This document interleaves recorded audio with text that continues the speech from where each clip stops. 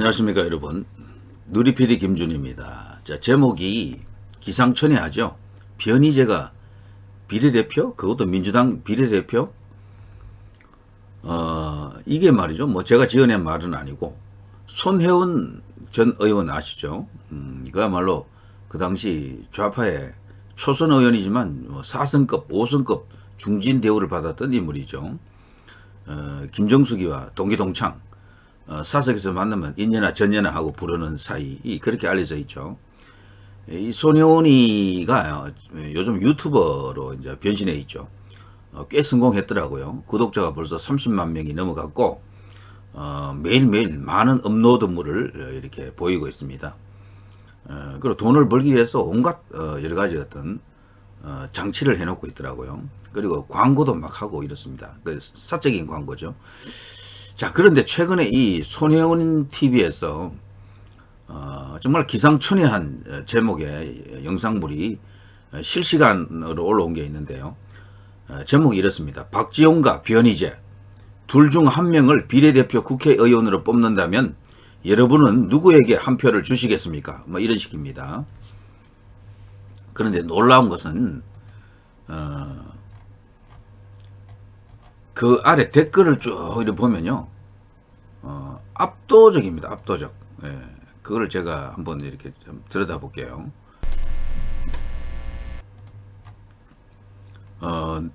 진심으로 이번 기획을 공감합니다. 손혜원 의원님과 함께 한다. 이런 식으로 쭉 나오면서 구구절절 옳은 말씀 이러면서 쭉 이제 그 추종자들이 이렇게 댓글을 달아주는데요.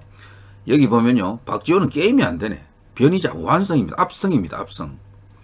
이미 변희재는 저들에게 중요한 투사로 자리매김했다. 이렇게 생각이 됩니다. 그야말로 변희재는 이제 완전히 민주당 쪽 이제 인사로 이제 봐야 될 것 같아요. 이런 식이면 이재명 같은 인물은 충분히 변희재를 중용할 수도 있어요. 자기가 살기 위해서. 지금 윤석열 대통령을 향한 공격만 딱 놓고 보면 변희재가 1등 아닙니까? 어떤 말이에요? 거기 지금 김용민이하고 같이 하잖아요. 탄핵 집회. 근데 김용민은 변희재 밑에 있어요. 보니까. 그러니까 변희재가 더 우뚝한 거야. 둘이 친구라 하더라고요. 나이도 같고. 그런데 변희재가 더 우뚝합니다. 지금 좌파 진영 안에서도 김용민이 위에 변희재를 놓고 있는 게 확인이 이제 드러납니다. 이렇다면은 변희재가 과거에 뭐 어떤 삶을 살았던 뭐 태블릿 갖고 뭘 어떤 일을 했든 그거 상관없는 거야. 이재명이는 거기하는 거 상관없는 사람이거든.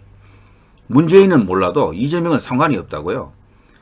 이재명이가 계속 이런 당대표 자리를 유지하면서 자신의 그 나름대로 그 세력을 유지할 수 있다 그러면 충분히 변희재를 끌고 들어갈 수 있다고 생각합니다. 가능성이 있다고 봐요. 자, 이렇게 이제 변희재는 자신의 길을 찾아가는 것 같습니다. 원래 좌파 진영에 있다가 이제 우파 쪽으로 넘어와 가지고 꽤 오랫동안 활동을 했죠. 그렇지만 이 우파 안에서도 너무도 많은 적을 만들었어요. 그러니까 천상천하 유아 독존 스타일이죠. 너무나 이렇게 충돌이 잦았고, 그리고 이렇게 화합이라든가 덕이라든가 이런 쪽에서 뭐 많은 문제를 드러낸 게 아닌가 싶은데, 하여튼 뭐 압도적으로 변희재가 박지원에게 완성합니다. 박지원 절대 믿을 수 없다. 완전히 이제 변희재로 가야 된다. 이런 식입니다.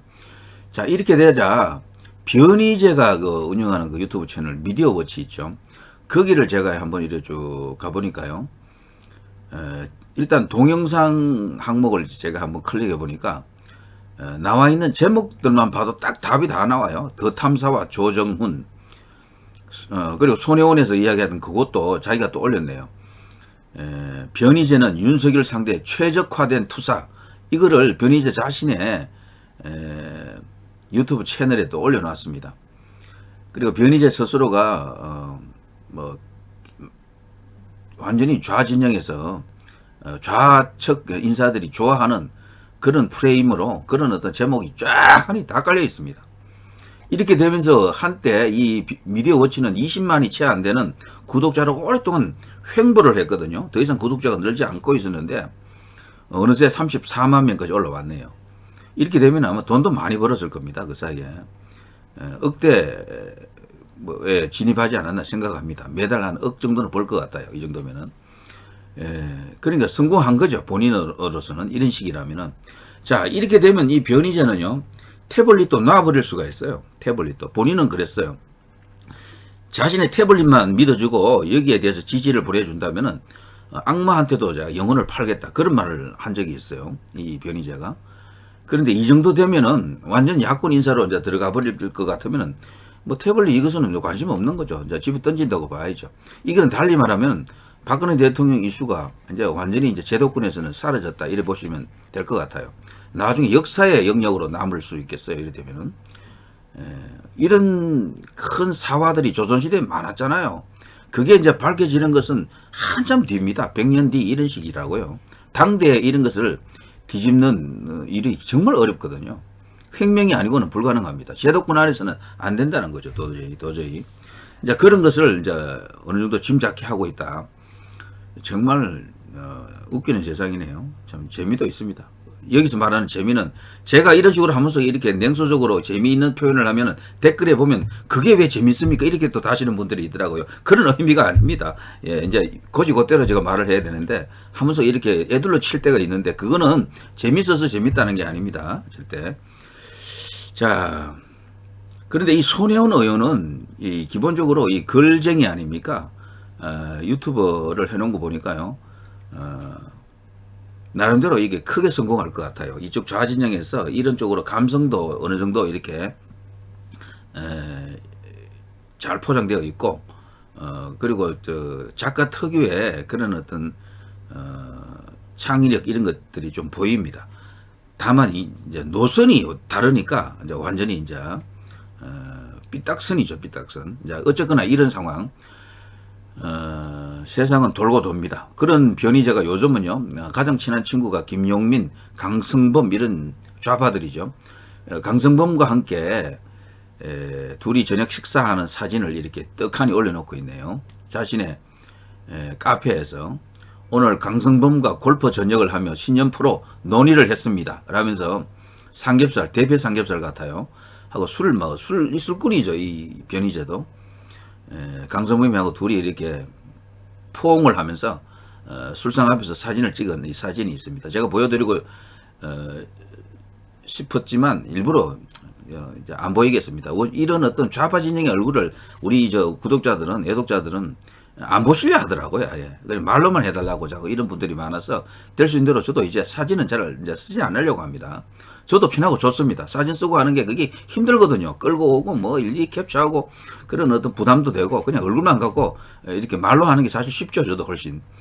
자, 강성범과 골프 전역을 하며 신년 프로 논의를 했다. 자, 이런 식으로 저 변희재는 완전히 이제 좌진영으로 갔다. 이제 이렇게 보면 되겠습니다. 제가 봐도요. 지금 현 시점에서 윤 대통령 이 정부 정권을 상대로 정말 이렇게 최전선에서 싸우고 있는 인물은 변희재인 것 같아요. 매주 그 탄핵 집회를 한다는 그게 쉽습니까?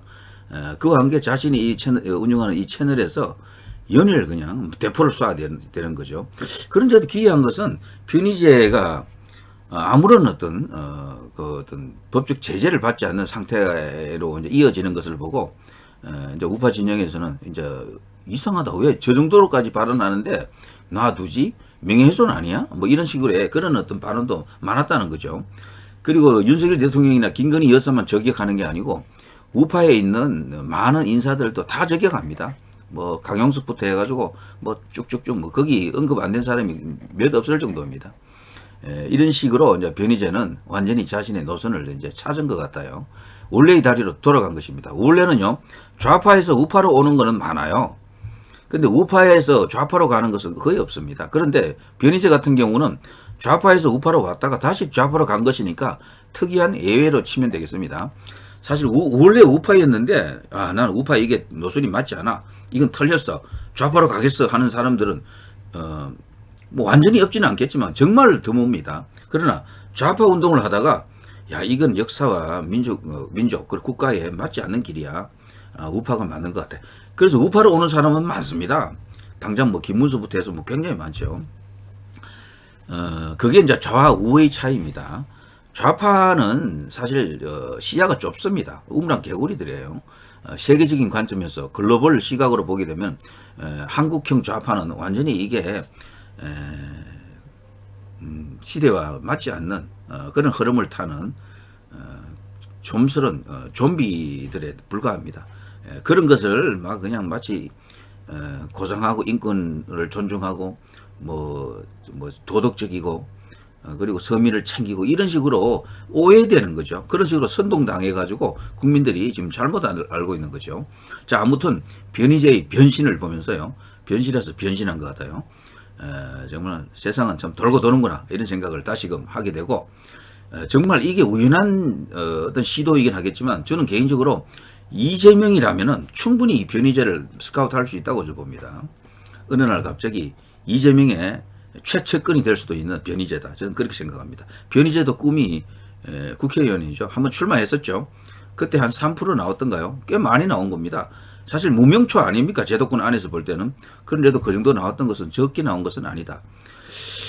자, 변희재의 변신을 이야기해 드렸습니다. 태블릿 갖고 그렇게 엄청난 그 연구와 노력을 했는데 그게 참 아깝네요. 이렇게 되면 태블릿은 이제 변희재 스스로도 태블릿 이야기는 전혀 안 해요. 요즘 보니까.